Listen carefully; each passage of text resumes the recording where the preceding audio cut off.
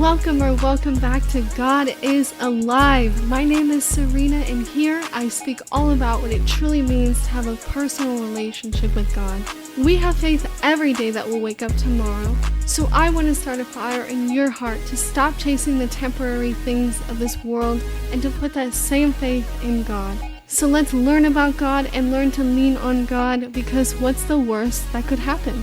Welcome back to God is Alive. My name is Serena, and today I'm speaking about how to truly find yourself.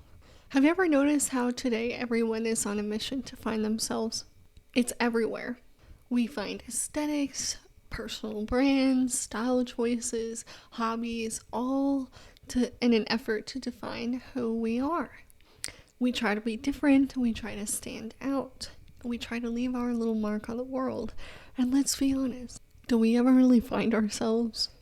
Or does it just feel like no matter how much we change the outside, something inside still feels incomplete? So how do we truly find ourselves?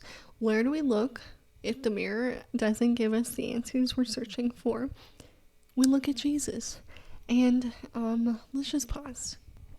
Because if we are created by God, then it would only make sense that to discover who we really are, we must be looking at the one who made us. We know Genesis chapter 1 verse 27 says God created man in his own image, which means we are designed to reflect him. His love, his creativity, his goodness, but somewhere along the way, this relationship got distorted. We know how. We can read about it.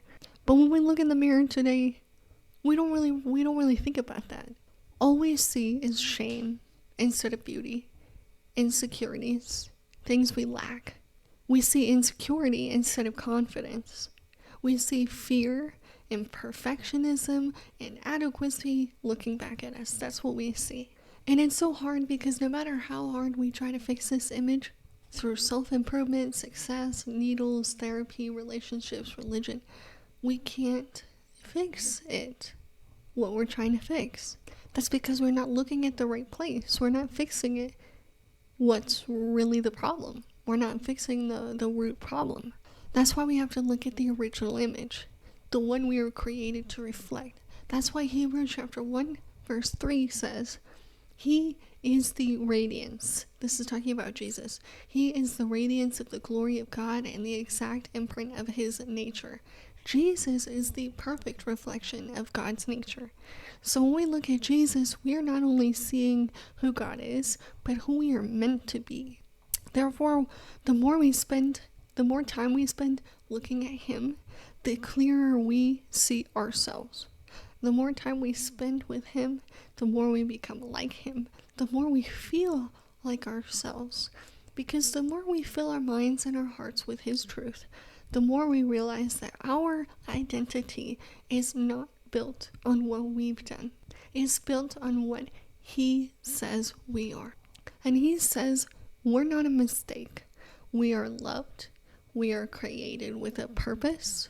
We are not defined by our failures or our achievements or our past or our future. So many of us are trying to find ourselves in people's opinions of us, in social media likes and followers or personal achievements, and what we really need is not a better mirror or better body or more of these things. We need a clearer view of Jesus, because when we see him truly for who he really is, we begin to understand ourselves. When we spend more time with him and who he says we are, we start to realize that for ourselves as well. And when that starts to happen, we no longer want to chase and find our identity in the world's definitions. We don't try to seek who we are in this world or through other people or through what we've done anymore, because we found it through him. That's when we can stand secure in the truth that we are his, that we are fully loved, fully known, and still fully chosen. So today, if you feel lost deep down, if you still don't feel like you know who you are anymore, stop searching for it here.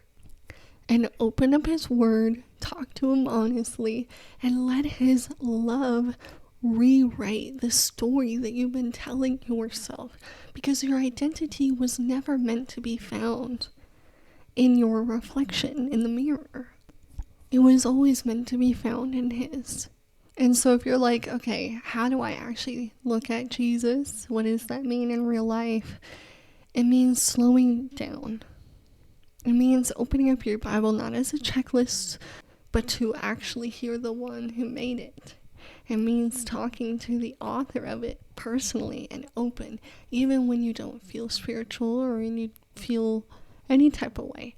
It means worshiping him even when you don't feel like it, because he's always worth worshiping. It means learning to see yourself the way he already sees you, fully loved, fully chosen, fully redeemed.